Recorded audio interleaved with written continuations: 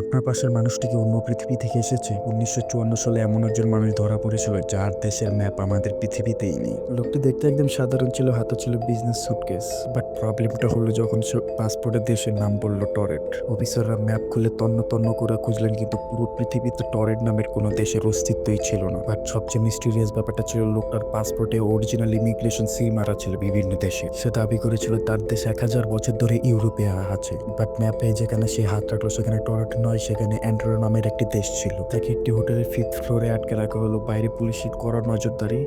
রুমটির ভিতরে বেলকনি ছিল না, না ছিল কোনো বের হওয়ার কোনো রাস্তা। বাট পরের দিন সকালে যা ঘটলো, সবচেয়ে অবাক করা বিজ্ঞানে এখন পর্যন্ত আনসার। না সিসিটিভিতে কোনো ফুটেজ সে বের হওয়ার, না সে একদম থেকে লাফ দিলেও সে বাঁচার কোনো চান্সেস নেই। বাট সে গেল কি ব্যাগপত্র তার নিয়ে? সে কি আমাদের পৃথিবীর গ্লিচ? বিজ্ঞানীরা মনে করে সে একটি ভুল পোর্টাল দিয়ে আমাদের পৃথিবীর রিয়েলিটিতে চলে এসেছিল। হয়তো আপনার অজান্তে আপনার চোখের সামনে দিয়ে চলে যাচ্ছে এমন সব রহস্য।